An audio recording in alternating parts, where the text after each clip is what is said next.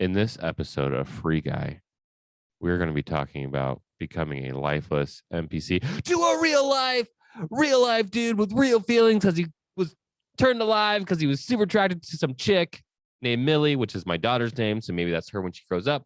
Super It's cool. love, John. It's love. No, he can't feel love. He was an NPC. So it must have been something else.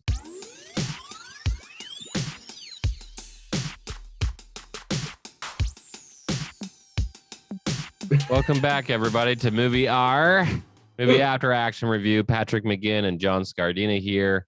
We're actually very excited to have my Padawan back from the last episode. Wow. Yes, my Padme from the episode that he was not at. Yeah, I actually used those jokes in the other one. Huh?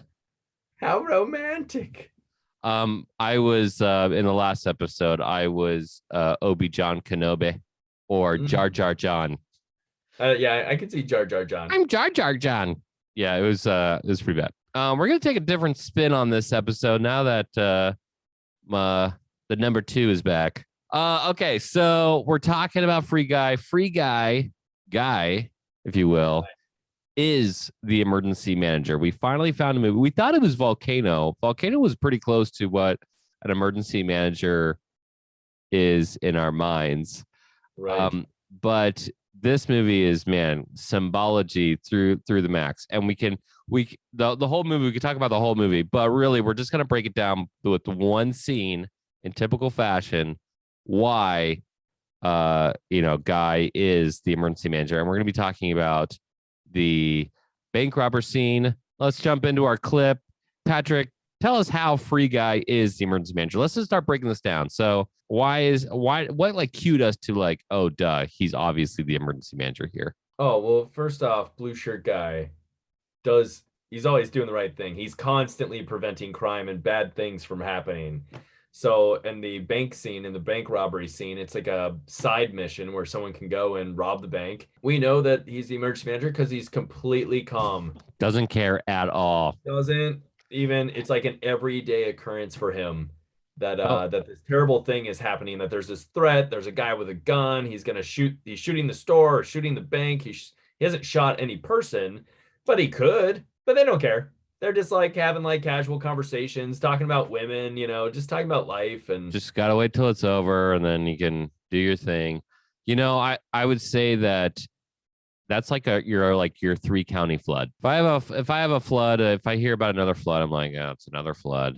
Like, can't do anything about it. It's just gonna rain. Like, it's already raining. I'm in the emergency operations center. I'm just waiting for the floodwaters to rise. You're just kind of preparing.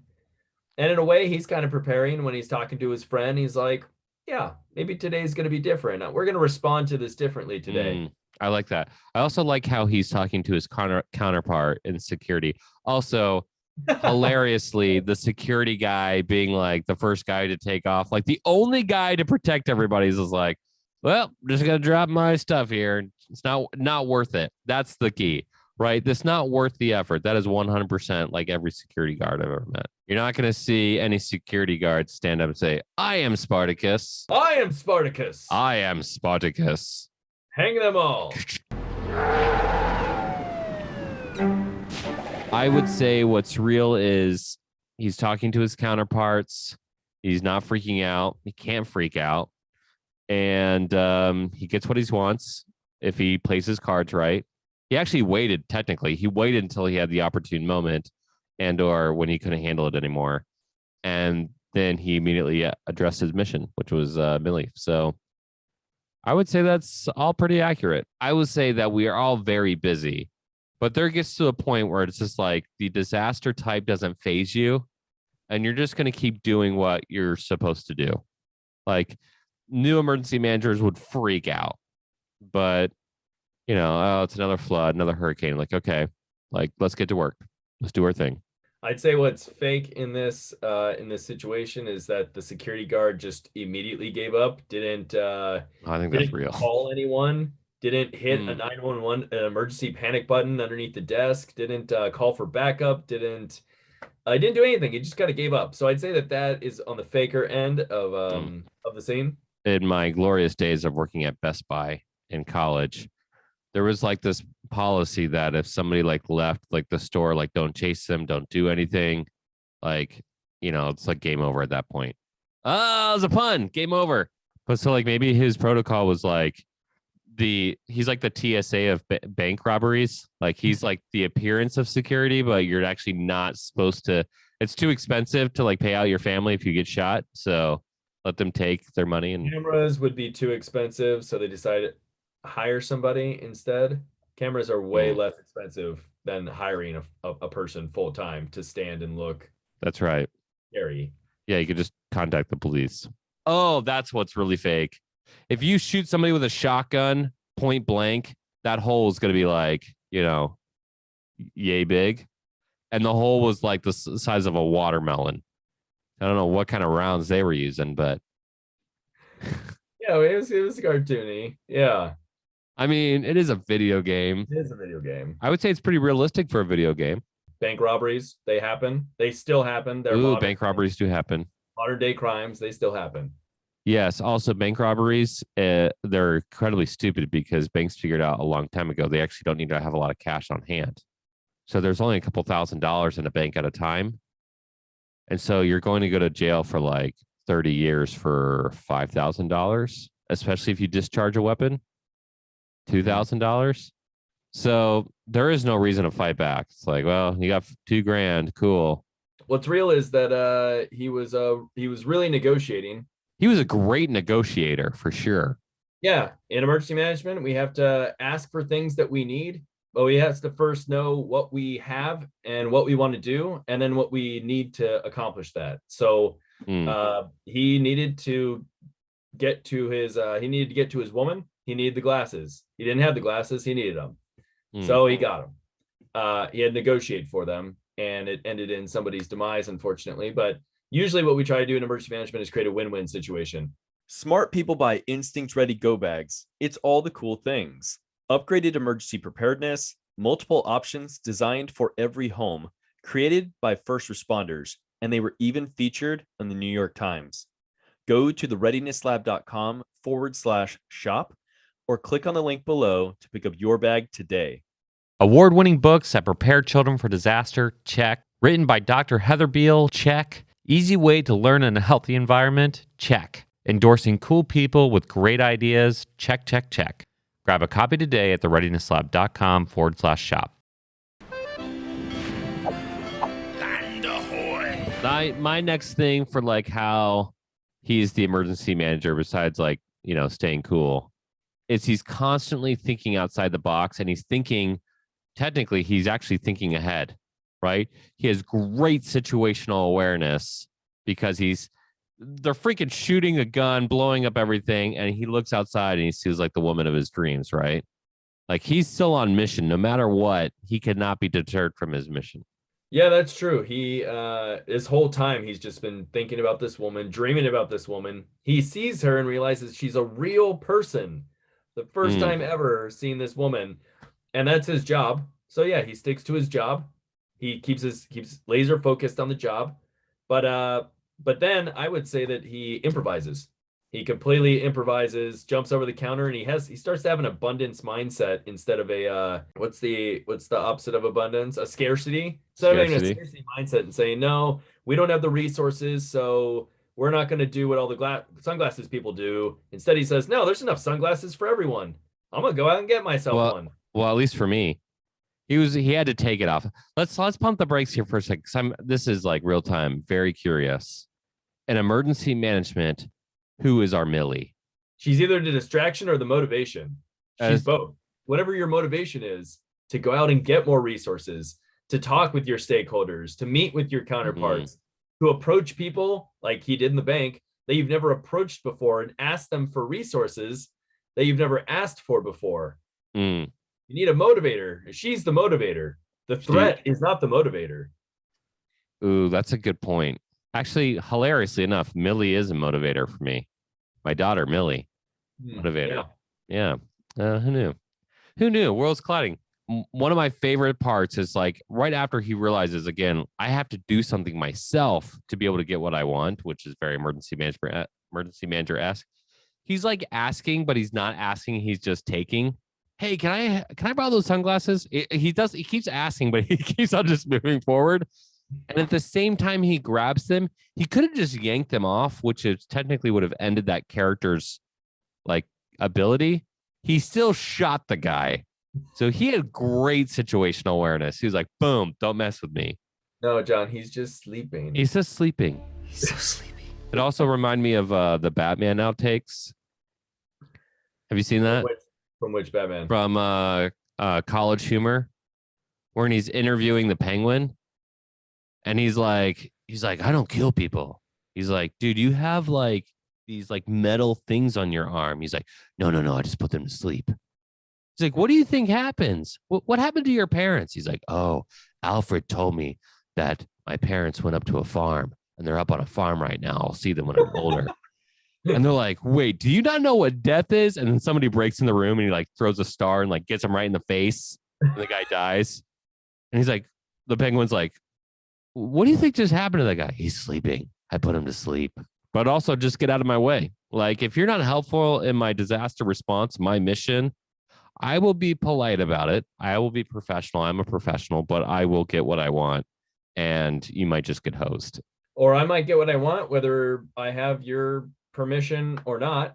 And whether I get it from you or not, I don't have to get it from you. I mean, I guess unless you are in government, you do have to maybe get approval to reach out to some people. But in my job, I don't need approval. I can reach out to anybody in any company, anywhere, anytime, and ask them if they're willing to, donate to my humanitarian organization for response. So that's a great thing. And it's reflected in this scene. Do you think the bank robber might be an emergency manager who comes from a first responder background? He doesn't want to work with anybody. He's not willing to help out. And then like their plan backfires. Hey, it's my way or the highway. I don't know if it's hard to get distracted from what you're doing in emergency management. I think there's so much going on that you're so focused, maybe hyper-focused and siloed sometimes in your position that you don't see the other distractions. And I could see that happening when we were with FEMA and we were in the planning section, where we're so siloed in there. We had exposure to other things, but very siloed in what we were doing. Now that I oversee all the sections of ICS and all of that, and the whole community approach, there's a lot more coming my way. So really it's just keeping it all straight. That's the biggest thing. A lot of emergency managers do wear blue shirts. So blue polos and the khaki pants. Yep. Holy cow. That's real. What the directors are doing there. We knew. They knew. They knew what they were doing. One day we'll be consulted to help make these disaster movies. Not to mention, Free Guy levels up faster than any other player. Ooh, gets good level call 100 out. really quickly. And during disasters, we are leveling up very quickly because people are looking to us to tell us tell them what the plan is. How did we exercise? Where are the resources coming from? How are we going to be organized? How are we going to help? The bad guy in this movie is a twofold. So you have, I would say the bad guy in this movie is both the politician and the first responder for totally two different reasons. And I'll explain why. He is the first responder because they're used to being in charge. And in a local disaster, when you have a fire or when you have a car accident, that is the person in charge and they should be in charge, right? It's a tactical response.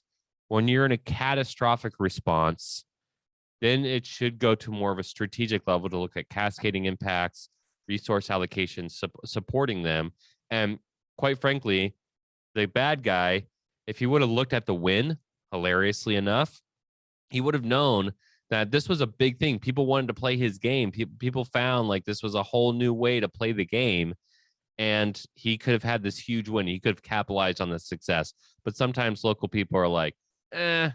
And the other one is the politician because, again, they always want all the credit. And the emergency manager goes in there. The politician is the owner of the game company? Yeah.